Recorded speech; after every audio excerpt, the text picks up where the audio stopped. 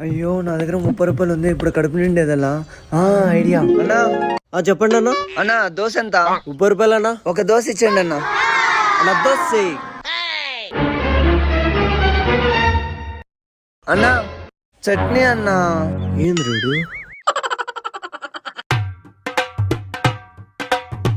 అన్నా చట్నీ అయినా మరి ఇప్పుడే కదా వేసింది.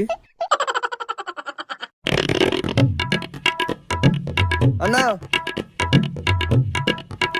అన్నా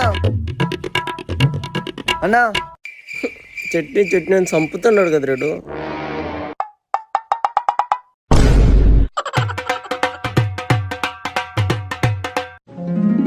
అన్నా ఇందన్నా 30 రూపాయలు. పోరా స్వామి పో.